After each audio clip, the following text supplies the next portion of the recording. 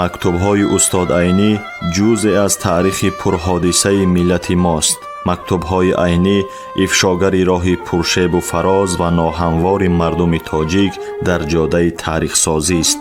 мактубҳои устод Айнӣ баёнгари талошҳои бедариғи ӯ дар ҷодаи давлатсозии навини тоҷикон аст.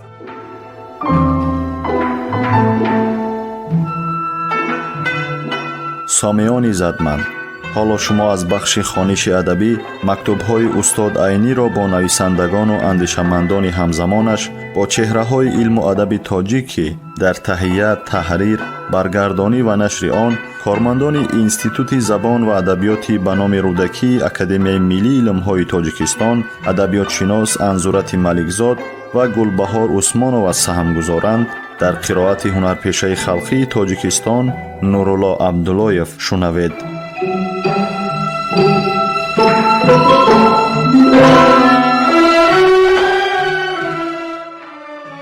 ба Абулқосим Лоҳутӣ, Самарқанд, 7 моҳи 10 соли 1937.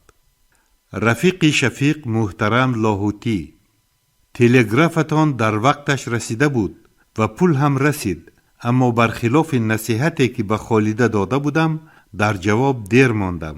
мебахшед. рӯбоиҳое ки ба Холида фиристодед дар хонаи мо сабаби ҷашн гардид. бачагон даст ба даст гирифта хонда қариб буд ки коғазро даронанд. медонед ки ин хел корҳо нисбат ба бачагон сабаби тарбияи хеле калон мешавад ва бачагонро ба тарафи адабиёти советӣ монанди як фишанг ҳаво медиҳад. худам имрӯзҳо ба кори луғат машғулам. ман ба тоҷгиз соли 35 як муоҳада баста будам ки як луғати тоҷикии нимтаҳсилӣ тартиб диҳам. медонед ки дар дасти тоҷикони осиёи миёна 2-3 луғат ҳаст. машҳуртарини онҳо ғиёс ва бурҳони қотеъ аст. аммо ҷавонон, ҳатто арабидонҳои онҳо ҳам аз ин луғатҳо фоида бурда наметавонанд, зеро тартиб бисёр кӯҳна ва луғатҳо ба чизҳое ки ҳаргиз дар кор намешаванд пуранд. бинобар ин барои кофта ёфтани як луғати матлуб варақҳоро гардондан ва сафҳаҳоро хондан лозим меояд. аммо ҷавононе ки дар замони охир саводнок шудаанд ва арабиро намедонанд, аз он луғатҳо ҳеҷ фоида бурда наметавонанд. бинобар ин ман хостам ки ба асоси ҳамон луғатҳои кӯҳна як луғати тоҷикӣ ба тоҷикӣ бо усули замонӣ тартиб диҳам. корро ба ин тартиб пеш гирифтам. аз луғатҳои кӯҳна ҳар чизеро ки мурда буд ва ба замони мо дар кор намешавад партофтам. чизҳои даркориро гирифтам. чизҳои даркорӣ ҳам дар 2 қисманд. як қисми онҳо барои таҳрир ва мутолааи адабиёти имрӯза ба кор меравад ва қисми дигарашон барои мутолаа ва фоида бурдан аз адабиёти классик дар кор мешавад. медонед ки бо ин сабаб хеле луғатҳои арабӣ ва форси қадим ки дар адабиёти классик ҳастанд гирифта мешаванд. манбаи дигари ман халқ аст. ҳар кадом бобро бо забони халқ то ҳол дар ягон луғат дида нашудааст, аммо дар миёни мардум зинда ва дар гуфтушунид аст, пур мекунам. дар тафсили луғатҳои кӯҳна маънии кӯҳнаашро ки дар адабиёти классик ва дар забони имрӯза нест партофтам ва он маъниҳоашро ки имрӯз зинда аст гирифта истодаам. агар ба тамом кардани ин кор комёб шавам, гумон мекунам ки барои ҷавонон ва забони адабии имрӯзаи тоҷик як хазинаи калон ба вуҷуд меояд. табиист ки таҷриба ва кори аввалӣ бо хеле нуқсонҳо омехта мешавад. бо вуҷуди ин як асосе ки дар оянда такмил ва ислоҳ кардани он осон аст гузошта мешавад. ман хаёл дорам ки то тамом шудани ин кор ба кори дигаре даст назанам, то ки чизҳои пеш навиштаам аз ёд набаромада кор нисбатан зудтар ва осонтар тамом шавад. ин коре ки ман ба танҳоӣ сар кардам, он коре аст ки бектош бо роҳбарии Нисор Муҳаммад бо як дастаи калони забоншиносон сар карда 2 сол кор карданд. дар нохунак кор карданд ва садҳо ҳазор сӯми давлат харҷ шуду дар натиҷа чизе ҳам нашуд. бектош дастгир шуд اما باقی ماندگان او و دیگر کسانی که راهبران شیکه اشان امروز فاش گردیدند نسبت به من از اغواگری باز نمی ایستند. شما می دانید که ودود به من دادر عروس است و این را هم می دانید که میانه من و او هیچ علاقه معنوی و مسلکی نیست. بعد از آن که او از حبس و نفی خلاص شد اساساً در تاشکند می ایستاد، اما هر وقت که به سمرقند آید از بس که مادرش مرده است پیش همشیره هاش می ایستاد. البته هم مسلکان او به خانه من رفته‌ای نداشتند. سال 36 ماه دکبر به تاشکند رفته بود. تا وقتی من به سیاحت رفتن او در تاشکند بود. من 7 ایول سال 37 به سیاحت برآمدم که 11 ایول در مسکو بودم. او 16 ایول سمرقند آمده است. بچگان در باغ بودند و یک قسم این باغ هم از آن اوست. طبیعی در همین باغ در پیش همشیره اش مانده است. در 19 اوگوست دست گیر شده است و من 22 اوگوست به سمرقند داخل شدم. اینک به همین مناسبت در روزنامه محلی سمرقند مرا به کار ودود بسته نوشتند. یک بار که نامم در قطار آدمانی بدنام برآمد، چند بار دیگر به کارها و آدمانی که من با آنها هیچ مناسبت ندارم بسته نوشتند.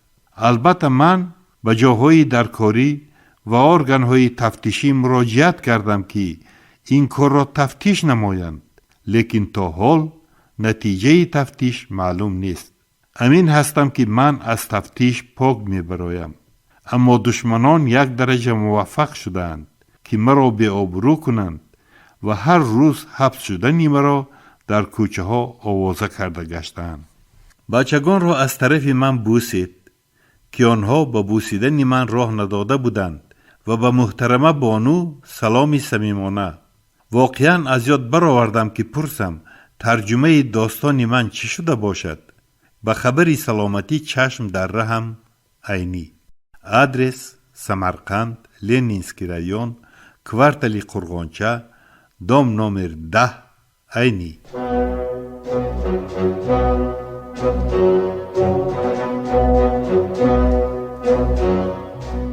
خبرهای ناز، همین گونه مژده‌های فرهنگی در نامه‌های استاد عینی سرشار است و استاد عینی در نامه هم درباره وضع معیشی و حالت عیش و عشرت خانوادگی صحبت نمی‌کنند. هر یک نامه استاد صدرالدین عینی یک کشفیات تازه علمی است. درباره اهل علم، درباره استعدادها صحبت میکنند، درباره کشفیات‌ها صحبت، درباره تاریخ خلق تاجیک صحبت میکنند. صدها بار ما باید این نامه‌ها را خوانده و بزرگی استاد صدرالدین عینی ایمان بیاوریم، باور حاصل کنیم و خودمان تحقیقات‌های درباره عینی نویسیم. هر یک نامه‌ای که استاد صدرالدین عینی نوشتند هر یک بیان کننده یگان پهلوی مهمی حیات استاد عینی بوده است.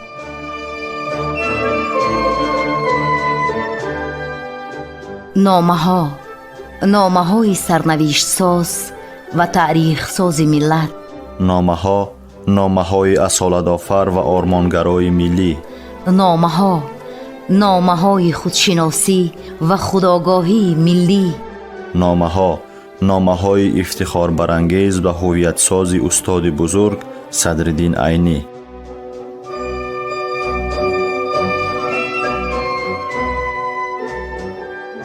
رفیقان قدردان، در دنیا هیچ دولتی و خلقی نیست که مانند دولت و خلق تاجیک اهل علم و ادبیات را به این درجه حرمت، غمخواری و قدرشناسی کند.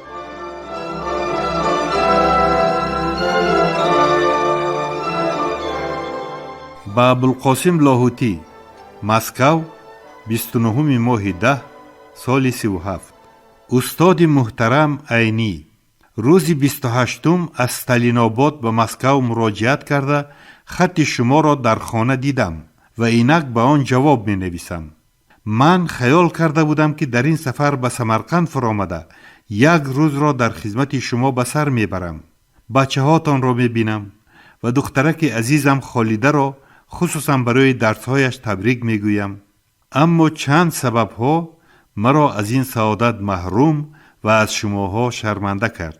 یکی از سبب ها این بود که در تاشکند مسئله مقاله های راجع به شما را در گزیت ها خوانده با رفیقان مربوطه مشورت کردم و به این قرار آمدیم که بی‌طرفانه این کارها را رسیدگی کنیم. راستش را گویم تا کنون از هیچ جا یک سبب سیاسی مهم نیافتم. اینک کار را به آمدن مسکو واگذار کردم. در اینجا به توسط پراولینیا به این کار به طور جدی می پردازیم. البته با آنچه وظیفه وجدانی، آدمیت و کمونیستی هر سه یک است باشد عمل می کنیم و در این کار هم مثل هر کارمان راه پرتیه را سرمشق قرار می دهیم. به خالده مهربان، به کمال عزیز و لطیفه لطفیه سلامی همه ماها را برسانید. از بانو به رفیقتان سلام و احترام. دیگر سلامت باشید. با احترام تمام، لاهوتی.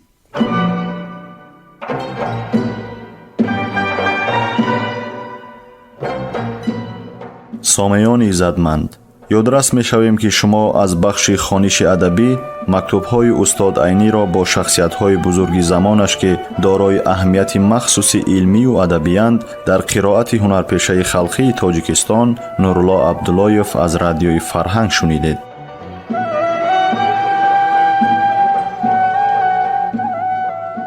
در تهیه و پیشنهاد گفتار سهم گذاشتند صلاح‌الدین نورزاد و لطفیه قربانова. انجام خوانش ادبی شاد و مسرور باشید.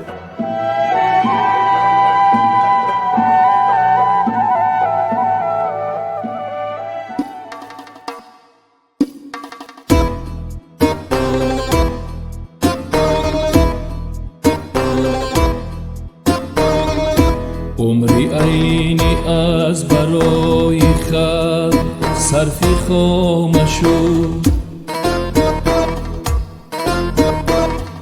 خلقی ما را دفتری عینی شهادت نامشو.